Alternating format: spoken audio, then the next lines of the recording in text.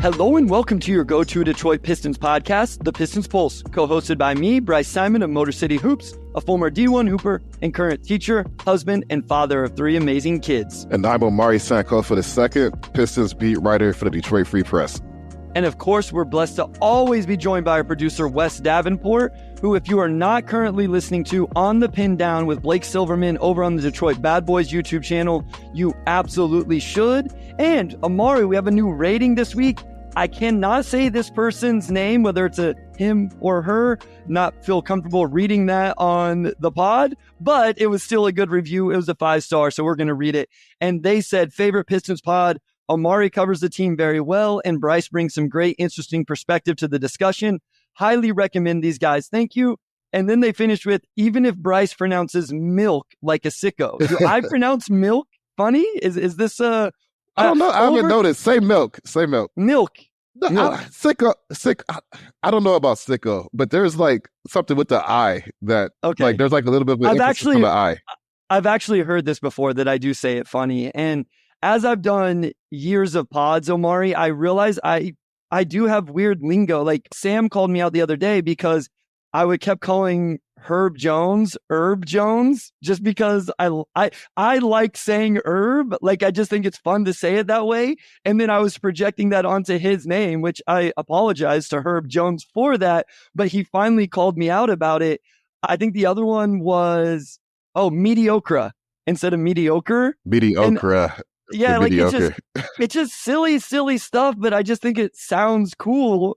It's not cool, but it's just the way I say it. No reason or rationale, but I do have some of those tendencies I've learned. Yeah, I have a tendency to mispronounce very, very random words. I don't know if anybody's ever picked up on it on the pod, and I can even think of an example. But every now and then there's a word that you never hear people say, but you read it somewhere, and you've been saying it, not realizing you've been saying it wrong. I probably had 2 or 3 of those over the years that I've learned over time.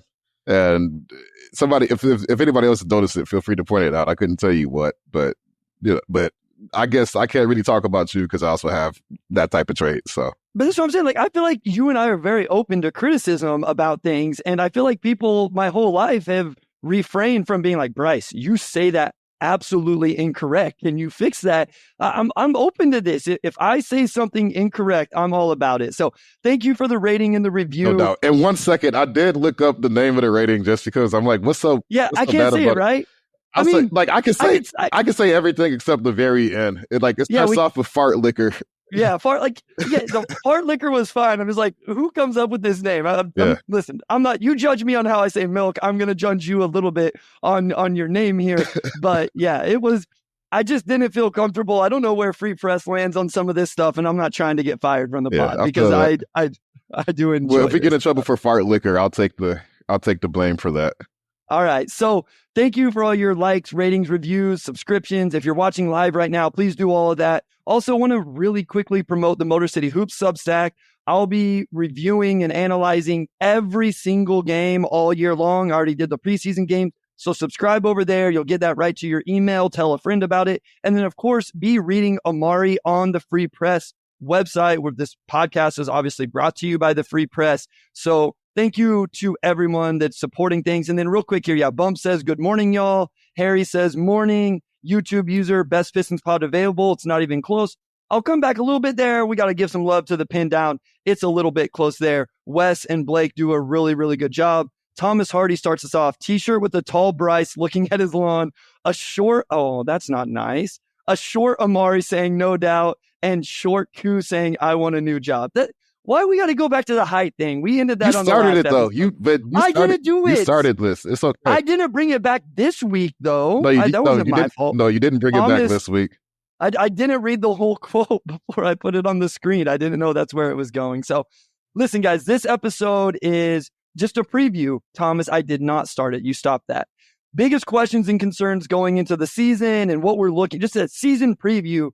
As Omari, we get NBA regular season basketball on Tuesday. We get Pistons regular season basketball on Wednesday.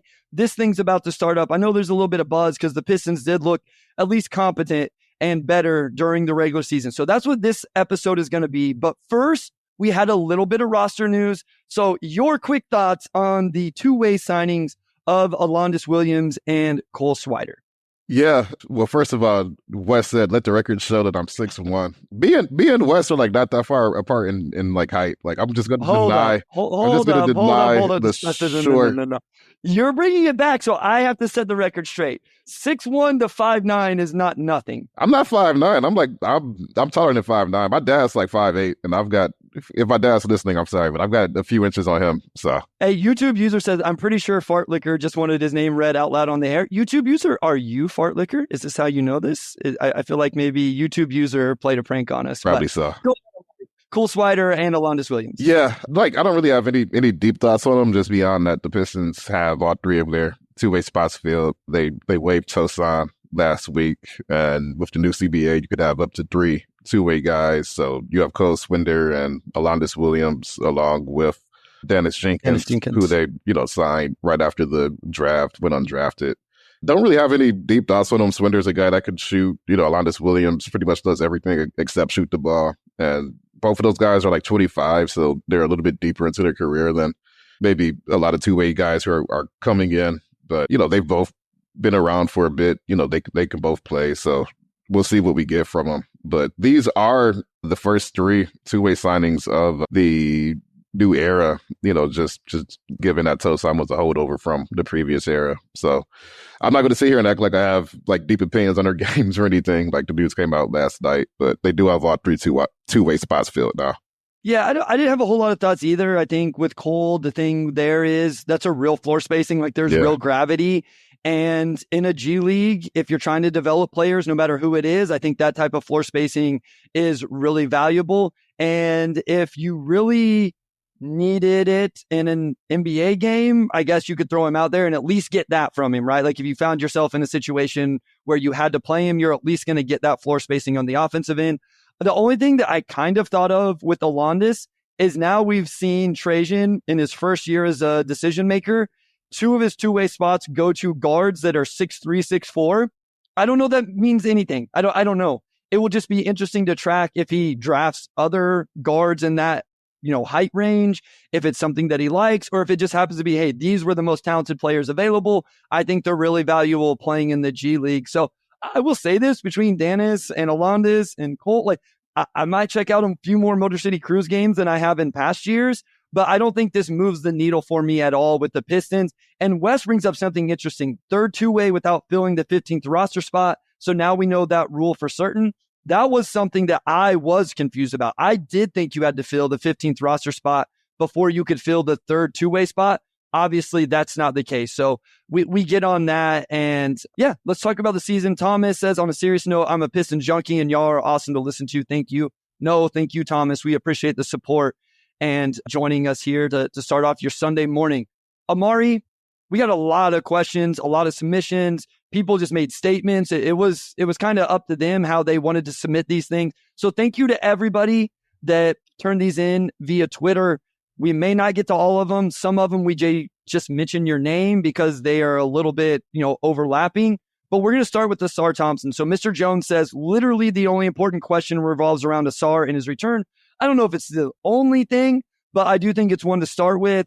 Any updates, I guess, to start on Ausar Thompson? No updates. I know that's like one of the top questions, but I mean, there's not going to be an update until a decision is made. There's really nothing to update until we get to that point. So, no, I'm sorry. I don't have anything to add, but it's just sort of this holding pattern with the NBA's fitness to play panel. I think I talked about it on here, but essentially you have 3 physicians, one appointed by SAR's camp, one by the NBA, and then one that the 2 physicians agree on. And, they all sort of, put heads together and, debate whether or not this player can play. And I did Nate Duncan's pod last week, and he mentioned that a lot of that just kind of came from a previous situation where I believe Chris Bosh, where, he essentially disagreed with the NBA that he couldn't play. So they came up with this process to give players a little bit more agency. And the player association, I believe, is responsible for the physician on the player side. So again, it's just a holding pattern. There's really nothing to update until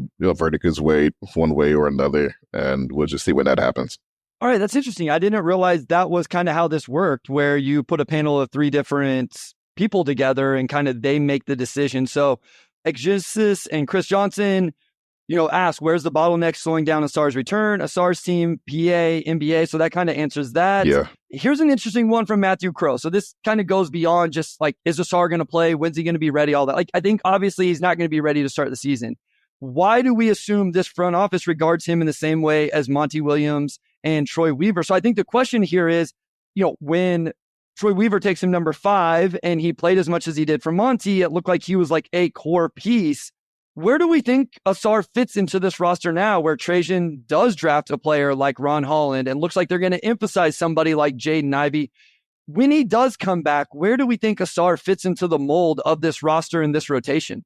Yeah, I asked JB about that earlier this week, and he said just with Ausar's defense, just being the top perimeter defender on the roster, there's always room for the player like that, especially when JB's talked a lot about building this identity on the defensive end. And the Pistons were one of the top defensive teams actually during preseason. They held 3 of their 5 opponents below 93 points, I believe, which, it's preseason. I'll be super shocked if any team below 100 for the entire season.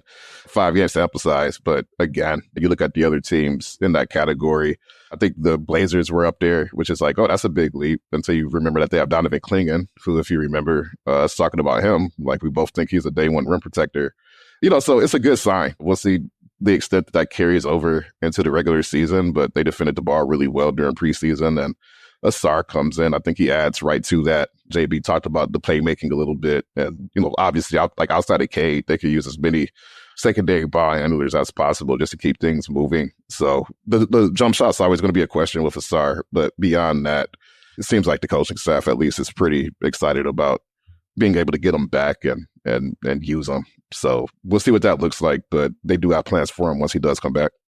Big Dog Pistons asking if you can answer this, Omari, do so. If not, understandably, but says, has he been around at practices? I think people, look at pictures and videos to see if they can even see him in the background. Yeah, no, he's been around. Like sometimes he's in the weight room or he's off to the side or whatever. The thing about those videos I post is that they're usually just like 25, 30 seconds showing not the entire gym. So I notice people tend to analyze those videos for content. It's like, you really like, outside of what I'm trying to show, like you really miss most of what's actually happening on the floor. So I wouldn't read too far into what you don't see.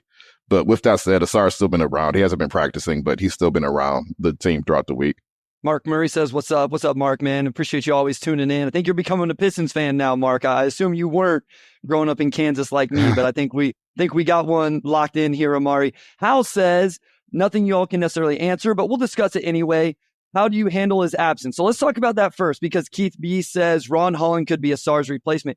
Do we both agree that we think that's what ends up happening here is wherever we felt like Ausar was going to fit into this rotation? And we probably need to talk about that rotation and where we see it. I know we have some of those questions and comments coming up later, but do we feel like Holland just gets those minutes and kind of that role for right now? And then you see how he fills it until Ausar gets back.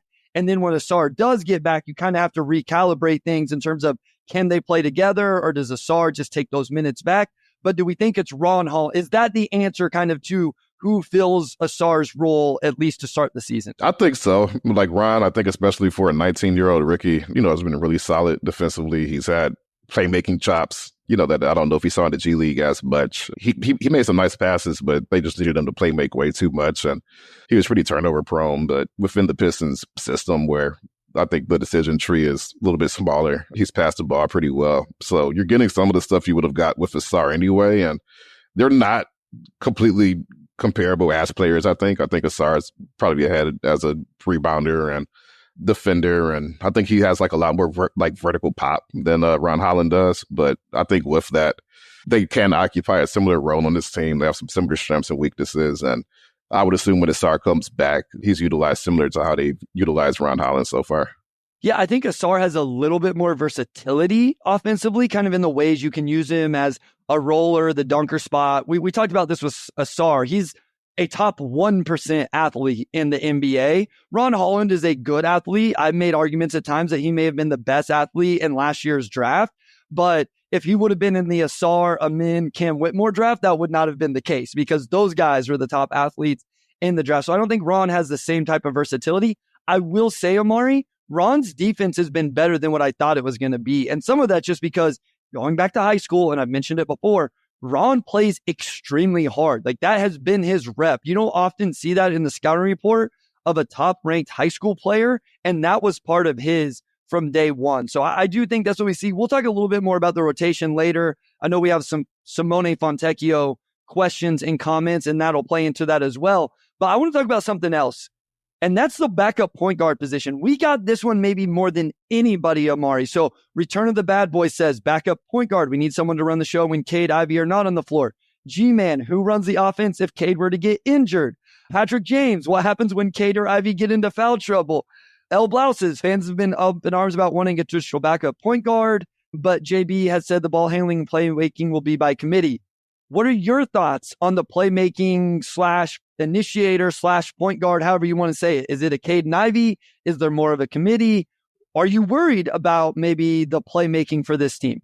Yeah, I would say that throughout preseason, we did see JB stagger Cade and Ivy a lot of the time. Obviously, those guys weren't playing full 48-minute slates. So, there were times where you just saw Dennis Jenkins and maybe some of the other two-way and Exhibit 10 guys out there. But, we did see JB start to stagger those two guys, which I think gives us some idea of how the offense will be run when Cade is out. But beyond that, like, the way this offense is set up, like, there's a lot of curating for other players. And I do think to an extent, the coaching staff is just hoping that, you plug in guys who can see the floor, like Ivy can see the floor. Ausar, when he comes back, can see the floor.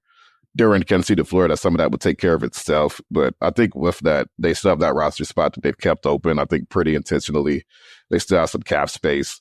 And, like, we're seeing teams waive players right now as they finalize rosters. We just saw Lonnie Walker Jr.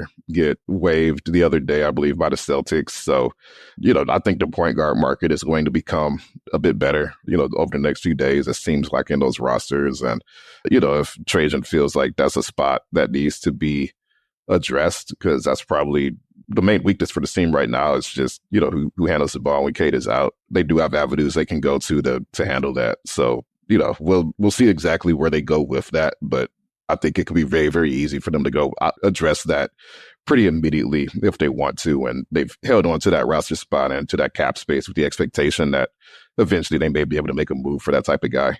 So Christian J brings this up. Any indication we'll fill the last roster spot anytime soon, or will we leave it open to absorb a contract for flexibility? I believe there was a report yesterday that the Pistons could be one of those teams that just keeps that open, absorb some contracts that are teams trying to get under certain, spots in the salary cap structure. And I like that. I think that's a way to get future assets, a team trying to get under an apron and save some money, or if you need to go out and acquire some specific type of player. I assume we probably don't see that before the season now, Omari. Is that your feeling as well, that maybe we'll see this team play some games before they decide to make any moves, or see if, an injury happens or something like that? I wouldn't be surprised if they added somebody before the season starts. They very well could give it a few more games, but, I think you could see during preseason that was a weakness for this team. So I think some of that just depends on what becomes available. But if a guy that they want, becomes available, I don't expect that they would hesitate and miss out on somebody like that. But, a lot of that just comes down to how the market develops over the next few days. So we'll just have to wait and see. So as Wes and YouTube user said, that was our guy, Keith Smith, said teams were calling the Pistons about that. So that was kind of an interesting little nugget from him yesterday, as a bunch of news was dropping from all of these teams cutting players and all of the two-way stuff.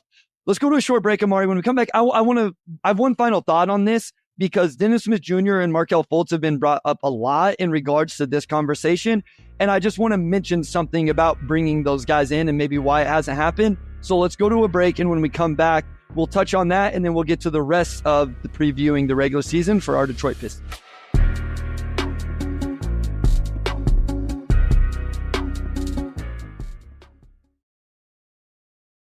All right, we are back with segment 2. And a lot of the questions, of course, have been about Ausar and that backup point guard spot, since those are probably two of the most pressing issues. But we do have a question here. Let me give a real quick thought on Dennis Smith Jr. Oh, yeah, no, absolutely. Yeah. So Patrick James said, is Fultz an actual option? The one thing I want to mention with those guys is it takes two guys to sign a contract, Omari. And so if you're Dennis Smith Jr. or Markelle Fultz, I think it would be easy to look at the Pistons roster and go, where do my minutes automatically come from? Because we saw, as you mentioned, JB stagger Cade and Ivy. So you know Cade's going to play 30 minutes a night and he's going to have the ball in his hands a lot. And if they're going to stagger Ivy, then he's going to have the ball whenever Cade doesn't. So I think you look at that roster and you go, okay, well, where do my minutes automatically come from? And those aren't guys that shoot the ball extremely well. So if I'm the Pistons, I don't know that I want to bring in those guys to play off of Cade or Ivy in any sort of lineups. And so I think that's where, yes, I like those names and I understand why people continue to bring them up, but I don't think it's as easy and as seamless a fit, especially when those guys look at it and go, oh, we're only going to play if there's injuries or somebody's out with foul trouble or something like that. And you could even go, they just gave up draft capital to draft Marcus Sasser. So I may be the fourth guy in line before I really start to play, as opposed to maybe waiting for an injury to a really good team and going to play for them. So I just wanted to mention that I understand why people immediately go to those names, but I also see from both sides why maybe that has not happened yet. Yeah, like if Trajan's been clear about one thing, it's that he's talked about wanting proper spacing for this team, and some of the point guards who have been out there, I think could help this team, but they're also players who aren't necessarily known for spacing the floor. So kind of goes back to what I said earlier. If that guy becomes available before the season starts, I'm sure that they wouldn't hesitate to go and, take care of that. But they do want to space the floor. And I think especially on a team like this, I don't know if you could sign a point guard that doesn't do that, at least at an average level. Yeah, I mean, it would be awesome if you get like a Tyus Jones type player, right? Like the Suns got on a vet minimum who can play off the ball and knock down, catch and shoot. That'd be incredible. But there's a reason he's starting for the Phoenix Suns. So you were right, though. We do need to move on to some others. Coney Snell says, what's more of a need? We just talked about the backup ball handler. I think both of us think that that's something this team could use. It's just a little trickier to get there because you also don't want to take playmaking away from potentially Ausar, run the offense through Duren a little bit. But it could end up being an issue if Cade, Ivy are injured or in foul trouble. But then he mentions, is it that or a shot creator off the bench? So someone who can really get buckets. Do you have concerns with the shot creation off the bench? Let's say they stagger and it's J.I. and a Tim Hardaway Jr. and a Fontecchio and a Holland and an Isaiah Stewart. No, that's not as big of a need for me because I would say one, but I do think they have some guys like Tim Hardaway Jr. and Malik Beasley who can really, really heat up. And, I don't know if that's like shot creator, and Fontecchio as well, but you have players who can, really get points up in a hurry if needed. And we've seen them do it. So, I think having a shot creator on the bench would be a little bit more of a luxury for the team, especially when Cade is probably going to play, 32 plus minutes a night, whereas you look at the playmaking, and I think it'd be a lot easier for those guys to get those shots off if you had a playmaker with that group. So I would say backup ball handlers are a bigger need just from my view on the roster. Yeah, I think I would agree that as well. I think it's easy to worry about this right now because Tim Hardaway Jr. shot a whopping 17% from the field and 11% from three during the preseason. And I think we just got to hope that doesn't happen, right? I mean, if there's one thing that I think both of us believe in Marcus Sasser, and I'm not saying that you may not believe in other things or even me other things, but it's that he can score the basketball. And he showed that last year. So I do think they can find guys to go get buckets if they need it. I think the bigger issue out of these two would be who can go create those looks for guys if it's not Cade, if it's not J.I., while Asar's out, etc. And if the offense isn't naturally creating them. That's another thing that we should mention. A more naturally flowing offense that we saw at times in the preseason is going to create better looks for guys where it doesn't have to be one-on-one guys breaking stuff down. Mohammed Balbaki says, what are the biggest needs that emerge from the preseason? Any potential moves to expect? So was there something else? We've talked about this backup ball handler. Was there rebounding? Was there defense? Was there shooting? Was there depth at a certain position? Anything that like stands out right now that you're like, that wasn't something I expected, but I'll keep my own eye on through the first 10 games or so. No, honestly, from a depth standpoint, outside of point guard, I feel like they're in pretty good shape. You have Duren and Isaiah, and we know what those guys bring. But, Paul Reed, I thought had some nice moments as well. So, as far as big, you go 3 deep, and, all of those players give you something or are capable of giving you something on both ends, which, we've said it on here a lot of times, but they haven't always had that from their big man rotation. They've got shooting at pretty much every position. I think, like, to me, this is a roster that's not lacking depth in the same way that past rosters have. So I really do think that the biggest need is just that playmaking. I didn't necessarily see anything that's like a super glaring need to address in the first 2 months of the season. So to build off of that a little bit, AB43 says, you see the Pistons being a partner in any center trades with the Pelicans. So you mentioned the 3 trades. I made a joke the other day, the unfortunate news around Isaiah Hartenstein with the Thunder, I think reevaluated in 6 weeks with an injury.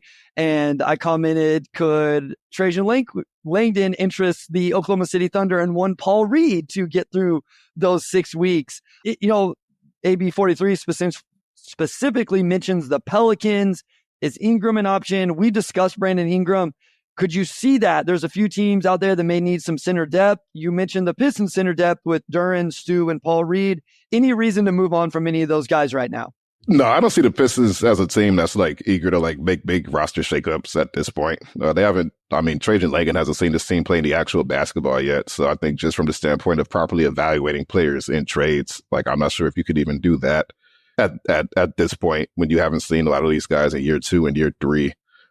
Given that, Ingram's a great player. Trajan obviously knows Ingram very well, and I'm not saying that that's not a possibility at some point. I just don't see them going into the season thinking we have to sacrifice some of our young players or draft picks to go after a guy like that. I think timeline-wise, that's something that you have to at least see the roster for a couple months before you start to make those types of moves. One thing I feel confident with Trajan is if there's going to be a GM in the league and a decision maker that's going to have the most information about Brandon Ingram, it's Trajan Langdon. So if he doesn't make the move, I think it's telling. If he does, then I'm going to trust him that he, has a feel for how BI would fit in with the rest of the roster.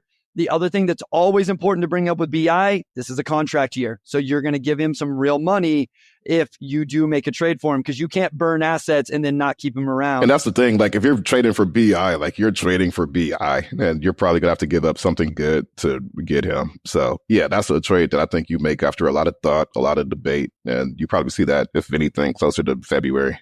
Arthur Cisse says, what's up with Clinton? So I know you've tweeted about this. For people who may not be on Twitter or missed it, what's just kind of the issue going on with Bobby Clinton? Yeah, he has a calf contusion, and they're just being patient with it because calf injuries can be tricky. He's, to my knowledge, still doing like non-contact stuff, and they're just giving it time to heal. So that's pretty much it. But they haven't given a firm timeline of what to expect from that. But yeah, he did miss all the preseason, and we'll just have to wait and see what happens. So just a few other things now. We're going to get to some random things. So Harry Bob says, Cade becoming a two-way player will be low-key one of the most impactful changes this season. So kind of more of a statement here, Omari, in terms of, we asked for, things you think are going to happen, looking for. We saw it in the preseason. We talked about it last episode. I think one of the biggest improvements with Cade, we talked about the floater. We talked about him needing to shoot more threes. I thought through 5 preseason games, how many ever minutes we saw from him, I thought he looked very, very engaged on the defensive end. And if that's the defensive energy and intensity we see from Cade, that's who I thought he was coming out. I thought he was this all-around player. I think because of the way the roster's been, he's had to be more like this, just like everything is about him on offense.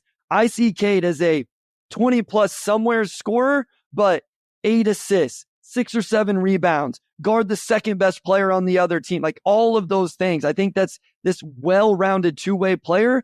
I thought we saw a little bit more of that in the preseason. Yeah, I thought we did. I thought he had some really good moments defensively. I think there was a moment in game 2 where he was I forget who he was defending, but he just straight up blocked his shot like from like 3 and then led the fast break, which the Pistons scored off of. And yeah, he's been versatile. He took care of the ball during preseason. The playmaking was there. The 3-point shot, I don't think he took a lot of threes, but again, I think once we get to the regular season, we'll see him diversify his game a bit more. But yeah, I thought Cade looked really, really good. I thought he looked similar to how he looked. Yeah, Book. It was Book. I thought he looked similar to how he looked a little bit later last season once he got past the turnover issues. And I think he has help on his team too, with guys like Tobias. I don't think it's a coincidence that as soon as Tobias came back, like Cade's game immediately took off. Like just having somebody like that who takes off so much pressure. Cade should be good, like set up for a good season. I thought preseason, ideally for the Pistons, was a good omen for what's to come with him. Avid sports reader had multiple. I picked this one because a lot of the other ones overlap. So thank you for all of yours. But they said it's preseason, but I'm still a bit concerned with Cade's 3-point attempt rate. Where do we want to see that, Omari? In the preseason, he only took 2.6 in 21.1 minutes.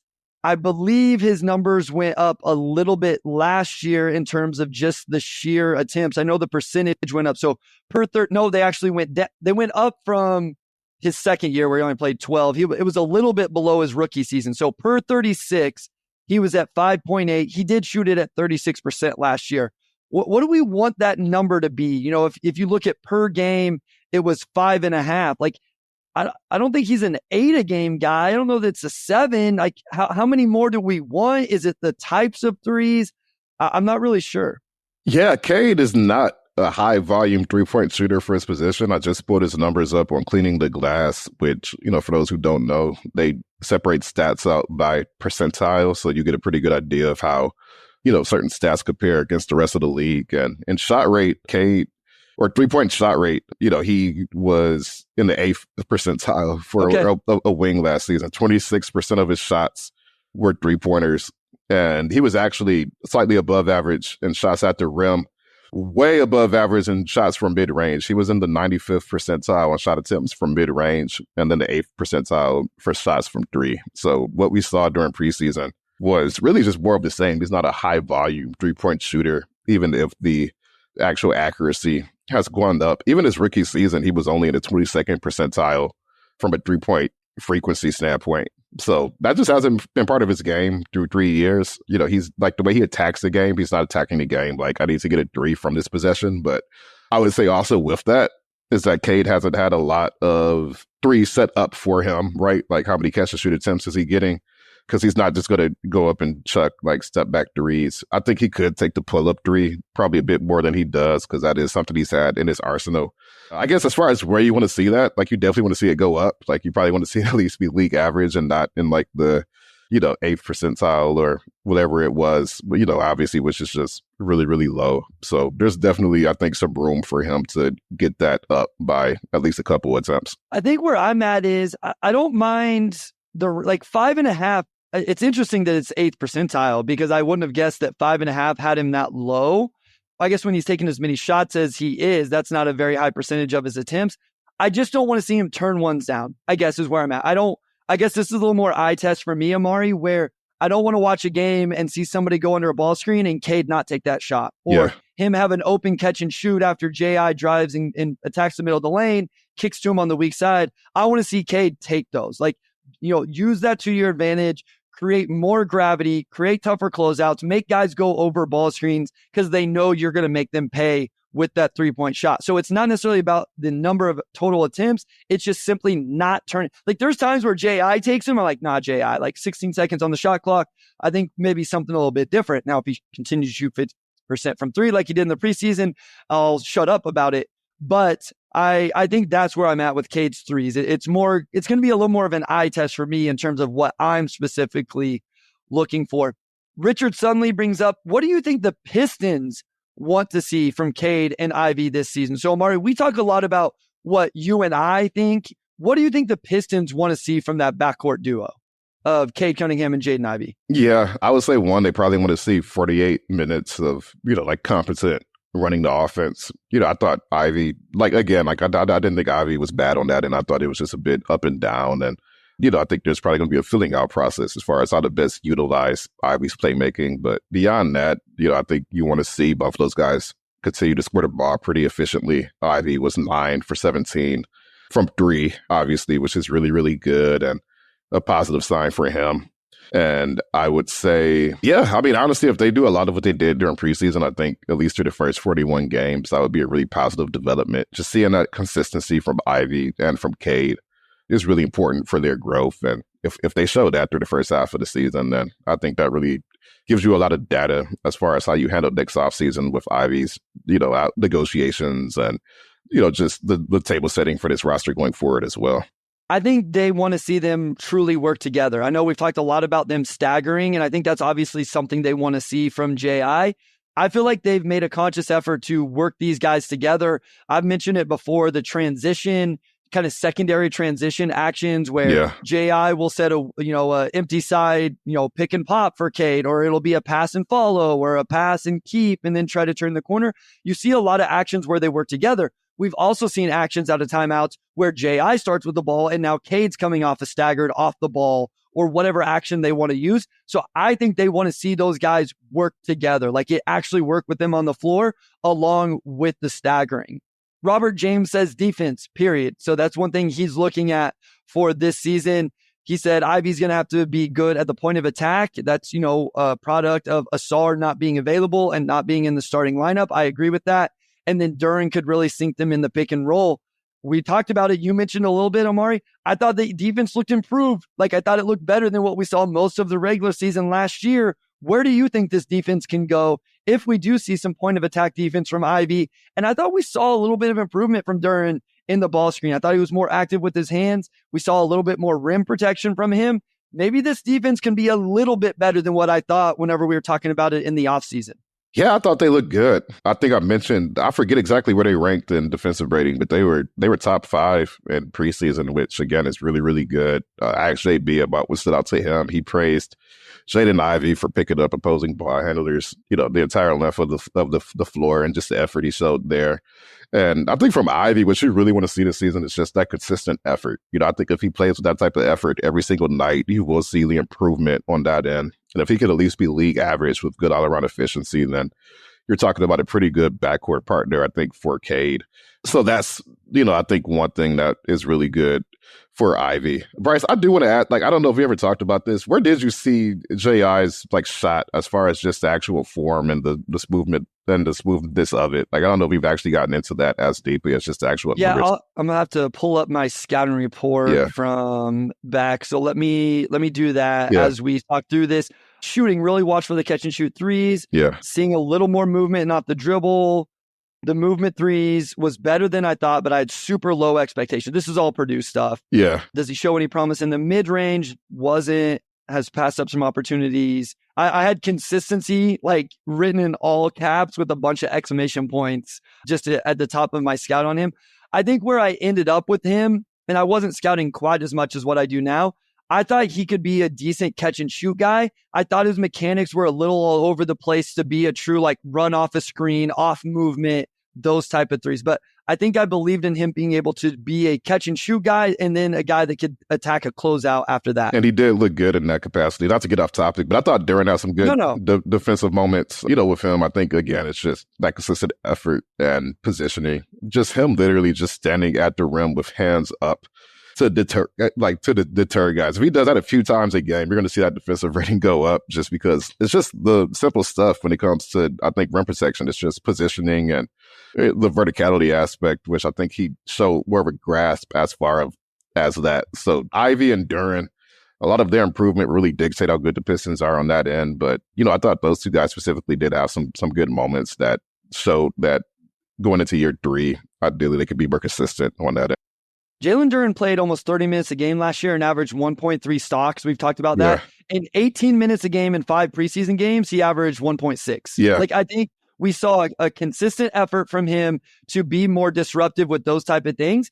And I think some of that is what you talked about. When you have Isaiah Stewart to be the backup 5 and Paul Reed to be the third 5-man, I think it's okay if Jalen Duren gets in foul trouble every once in a while. You're not just doomed if that is the situation when everybody's healthy. So I think that should continue to be a focus. Wes says, we used to talk about wishing he would elevate more in his catch and shoot jumper like he does off the dribble. Yeah, that's what it seemed like. They were completely different shots when he would do it off the catch and then whenever he would do it off movement. So let's go to a short break. When we come back, we have some rotation questions and a few other things to get into before we close it out for our last episode before some regular season Pistons basketball. We'll get into that right after this.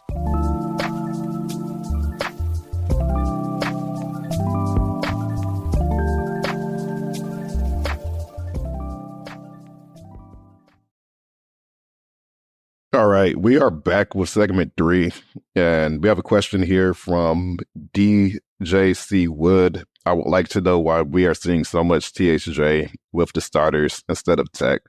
So a little bit of background on that, just from talking to JB about the rotation throughout camp. We saw Tech start in the beginning because Tobias was out, and I think they see Tech as that type of hybrid 3-4 that could give you a lot of what you get with Tobias. And then once we saw Tobias come back, obviously he took that spot, and then we saw them shift between Malik Beasley and Tim Hardaway Jr. My belief on Tim Hardaway Jr. is just that they were trying to get him going because obviously the biggest thing he can add to this team is 3-point shooting, and preseason is time to work off rust, right? To find a rhythm, this and that. We'll see how it looks once you get into the regular season. But, if Tim Hardaway Jr. is not hitting as many shots, then it's probably tougher to see him staying in the starting lineup, right? So I think a lot of that was just to get him a rhythm. I don't know if that's necessarily a preview of what to expect during the regular season, but I do think that they view Tech as somebody who can give you a lot of what you get from Tobias. It wouldn't surprise me to see Tech and Tobias close games together even. JB's talked a lot about you focus on the starters, but it's about who closes games too, right? And we'll see them tweak that throughout the regular season too. I don't think any lineups are locked in at this point. But yeah, I think just positionally, coaches like to have guys in certain positional roles. If this guy's out, then this guy fills in that spot. And they just use Tech in that role during preseason. So how much of that carries into the regular season, I think we'll just see. But I think that's why they did it during preseason. So YouTube user says, do we think JB likes playing a 3-guard rotation with Cade playing the 3 on defense, or is this because Ausar's out? Tech seems like he could start, but maybe JB just likes 3 guard. I mean, you and I have said Cade, J.I., Tech, Harris, Duren. I wonder if on Wednesday we see actually Cade, J.I., Beasley, Harris, and Duren. Like, where would you put your money right now on a Pistons starting lineup on opening night? Which then that would still leave you, Hardaway Jr., Holland, Tech, and Stu off the bench with Ivy staggering in to be the ball handler. Yeah, I think with Ausar being out, there is a chance that we do see that 3-guard lineup. I think with Beasley, for example, in the starting lineup, you get additional shooting, right? And it does allow Cade to defend threes, which I think just size-wise is a pretty good role for him, being 6'6". So again, I think some of this is just going to depend on, when guys come back and, how that affects the rotation. I really don't think 5 preseason games is enough to get a full grasp of what they want to accomplish. But that is my read on it right now, that they do like doing some of the 3-guard stuff, especially with Beasley being able to step in and knock down threes at a really, really high rate. But I could also see them deciding, hey, we need more size, we need more defense, and we end up bumping Tech into that spot too. Yeah, so Jay Brandy says they needed leadership on the second unit. Hope they give rest Tobias for Tech and bring him back with the second unit to calm them down. That could be what they're looking at as well. Like maybe you do something like that where Harris starts, but you bring Fontecchio in early, and then that allows you to Harris to almost play with that second unit a little bit and show that veteran presence that he can bring. Like I thought he looked really good in those preseason games, and especially those corner threes that are it's very good for young guards like this team has to be able to kick to the corner and then see the ball go in the basket. Dominic Sy says, what's going to happen to Sasser? I think we've talked about this at length. Omari, I don't think he's in the rotation right now consistently when this team is healthy. Do you see Sasser being in the rotation? What is this role end up being like? Hey, our second unit's struggling to score. Maybe we play you tonight. Somebody's out. You're I guess it would be like the 10th man right now. If we're talking about a 9-man rotation, is that kind of what he is? The 10th, 11th man, depending on, him and Paul Reed, one of those guys gets into the rotation depending on who's out.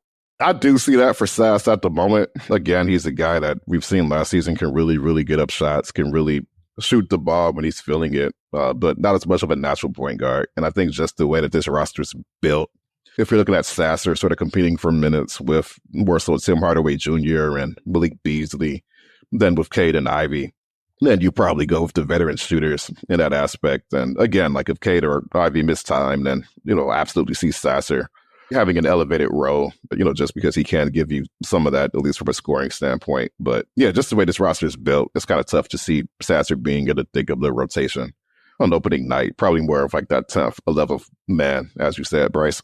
Colin Wood says, if THJ is working out for us, then why did he not go back in after the first subs in the last preseason game and Tech was out there for 20 plus minutes? Seems odd to me. I will say, Colin, that struck me interesting as well. I kind of wondered, does this mean something for where they see Fontecchio in the rotation? The other thing we have to remember, Fontecchio's coming off an offseason injury as well. And so maybe there was just, minutes. The other thing is, we don't know guys' personal preference. And I don't know guys' personal preferences. So maybe Fontecchio asked to play and THJ said he was good. You do not know what guys kind of feel like they need to get and want to see from themselves to, have themselves ready for the regular season. But I will say that I kind of wondered that as well. Mike brings up an interesting here as we kind of get into, wrapping this up. If Ivy can shoot 38% from three and not be as streaky as he was, can you now play Duren and Ausar together with J.I. in the starting lineup? I would say yes. Like, that's much more manageable. You still have two non-shooters. So he asked, does Ausar need to shoot at least 33%? I think Ausar has to be a threat from the corners. It's really about gravity, guys. We've had this conversation with Julius Randle over on Game Theory, where you don't just look at Julius Randle's numbers and think floor spacing gravity, but he gets guarded out there because he can attack a closeout and get downhill. And if you're just waiting, then you builds up ahead of seams, stuff like that. So it's just really about how teams guard. This has always been the Isaiah Stewart conversation as well. But yes, if Ivy's shooting it really well, it makes it more palatable that you could have Ausar and Duren out there with him, even though you still would have two non-shooters. Yeah, I'm still not in love with the idea of playing Ausar and Duren together just because you have two non-shooters in your front court. But yeah, if Ivy's shooting 38% and you could get like three really good shooters out there with Ausar and Duren, then it probably could work. Like, you need at least three good shooters out there, I think, regardless. So if you hit that three, it does become more manageable. Maybe still not ideal, but yes, at minimum, if you're playing Ausar and Duren together, you have to be able to shoot the ball 1 through 3 for that to work. So Ivy shooting that would help a lot.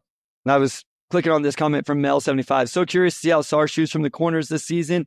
Yeah, they've put such an emphasis on floor spacing this offseason. I hate to see too many lineups where there isn't great floor spacing. Like, you really seem like you bought into it. So let's just buy into it all the way. That's where I'm at. Ben Chulik says, I'm torn. I want to see improvement and more wins, but I also want to finish bottom 5 and get one more crack at getting a generation talent in the draft.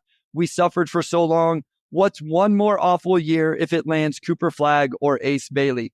Omari, I feel like this is going to be an interesting conversation all year.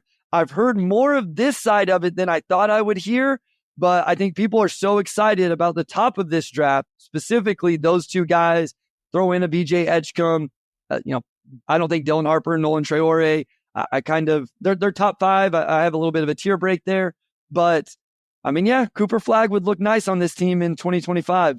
I only have one thing to say about this. The Pistons were the worst team in the NBA when they were trying to get Wemby and they fell to 5. So, there's so much focus on being bad, and like with the new odds, being bad doesn't even guarantee you a top 3 pick. So, I mean, if I were a fan, I wouldn't worry about that at all. Like, this team could improve to 30 wins, still miss the playoffs, end up in like that 8 through 12 range in the lottery, and still jump up and get a top 3 guy. We've seen teams do that every single year. I think the Pistons could easily have their cake and eat it too, as far as improving and still getting a top 3 or 4 pick. So, yeah, like I feel like a lot of the should we be bad or should we try to win. Like, a lot of that's still based on like the old odds. With the new odds, you can improve and still move up in the lottery. And we see teams do that every single year. Like the Grizzlies, like when I was covering them, I think they won 34 games the year before they got Ja. And then they moved up from like 9 to 2 and ended up with Ja. Like, that happens every single year. They could easily improve and still get Cooper Flagg. We've seen this team year after year be really bad and not get a top 3 pick. So there's nothing they can do to tank for Cooper Flagg. Like, they just need luck. And you can absolutely get lucky by still winning more games. Yeah. So Mike says, #capture the flag. Soft taking is the way. I think the ideal outcome is what we've seen from the Utah Jazz. And I think it was 2 years ago, more specifically. You actually play really well throughout the season. Maybe you're even in the play-in conversation. And then at the deadline, you make moves, you rest some guys, and then you just go from there. And maybe you end up with, a bottom 5 record because your post, I feel like they've played it the other way. Like, we've almost seen them be awful all year. And you're like, can we just win some games after the deadline so we can feel good about going into the offseason? Maybe we can play it the other way this season. But yeah, I mean, I don't mean to bring this up, but the Pistons have picked 5th overall in the last 3 drafts with some pretty bad records. And those odds resets to a 48% chance of falling to number 5 or 52% chance to falling number 5, even if you have the worst record in the NBA. So those odds, it does not matter. It still goes back to essentially a 50-50 chance. So I think I think you want to see improvement and growth. For right now, I'm with you. Like, let's just see how good this team can be, and then you can deal with some of those other issues later.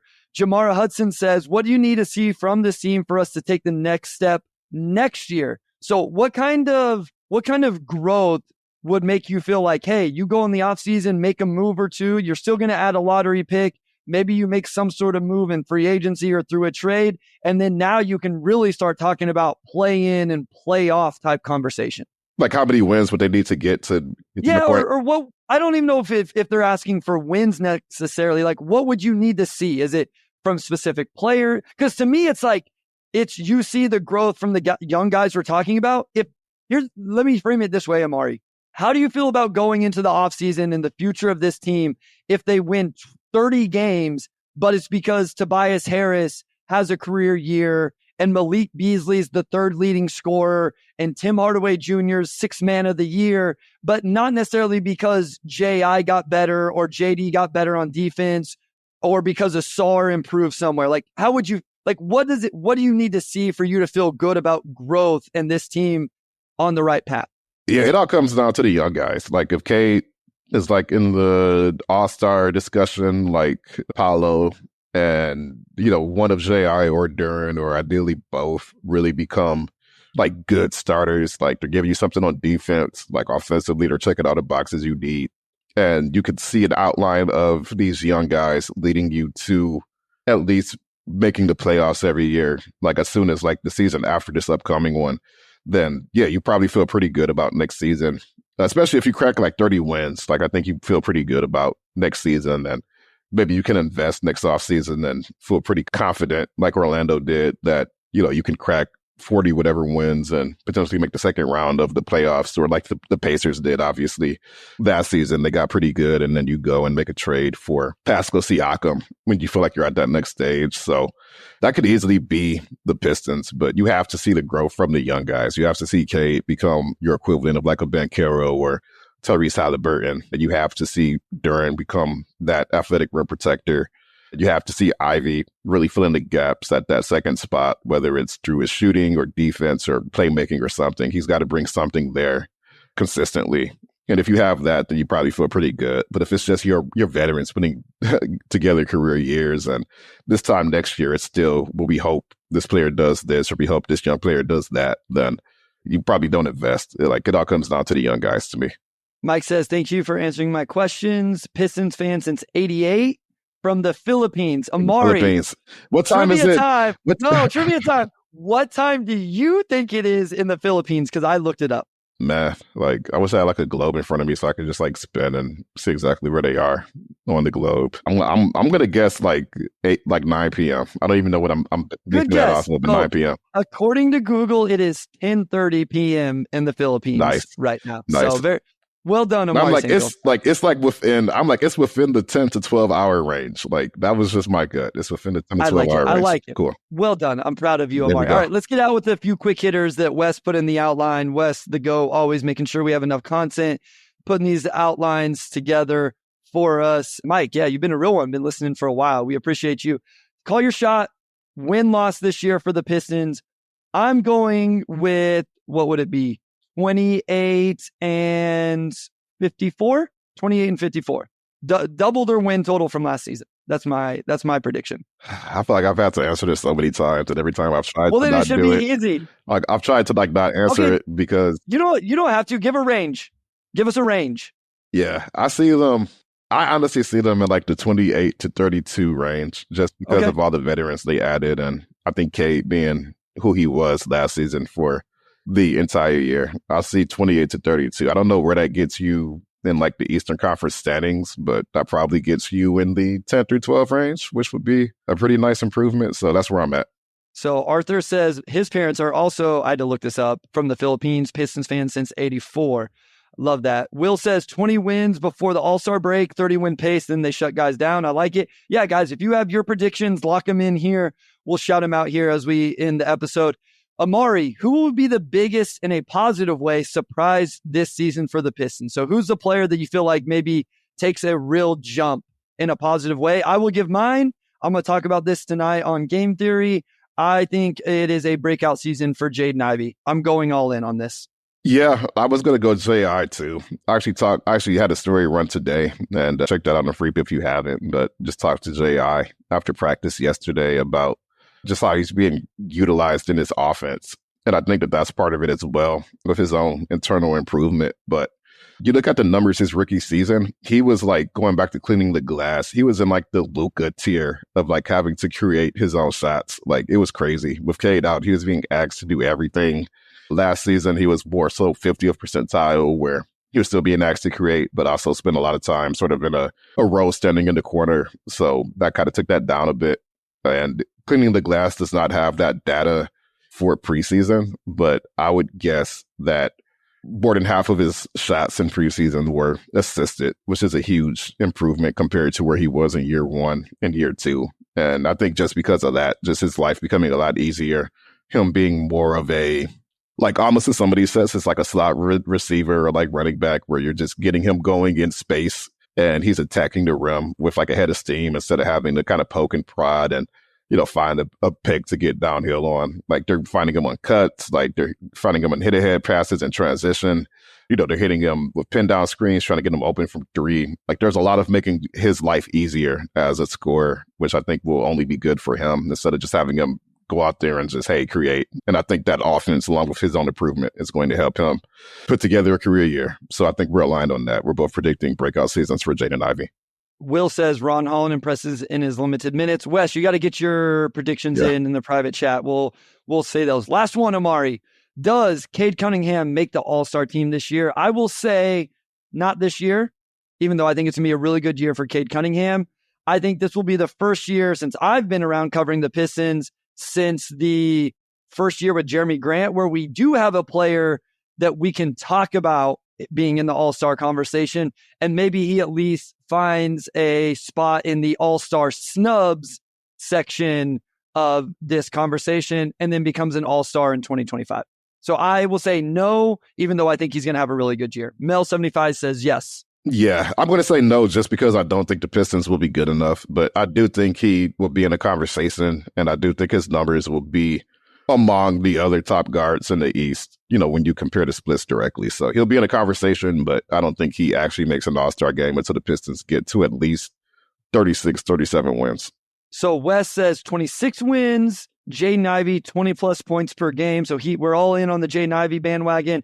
And he says yes to Cade making the All-Star game, but as an injury fill-in. So nice little caveat.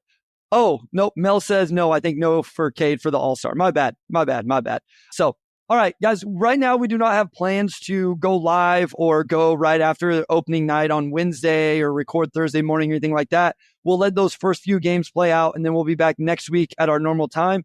If you need content from us, again, you can find my post-game analysis. It's just my raw notes. Usually it's about 3 pages, sometimes longer, depending on how close the game is, over on the Motor City Hoops Substack. So go subscribe over there. You can get my thoughts. Obviously, Omari's writing every day for the Free Press. You'll be able to get his thoughts. You can get Wes's thoughts on the pin down. I assume they'll probably be live on Thursday night over on the Detroit Bad Boys YouTube channel. And then we'll be back next week. I don't know. Yes, thank you, Arthur, for tuning in. I don't know the schedule for sure. So I don't know if we'll be back Sunday, Monday, or Tuesday, but we'll be back talking regular season Detroit Pistons basketball, get some real game action to discuss here, Omari. We made it through the offseason. Like officially, we made it through with the content. Only took 1 week off. I think that's pretty impressive. And thank you guys for listening. Subscribe, like, ratings, reviews. We appreciate all of it. You help us grow. Omari, take it away, my guy. Yeah, thank you everybody for tuning in through the entire year. We're finally about to talk real basketball, and we'll figure out the time to record next week, so stay posted for that. And with that, I'll close this out. So big thanks to our audio producer Robin Chan, our editor-in-chief Nicole Avery Nichols, and big thanks to Wes Davenport as always. And we'll talk to you all next week.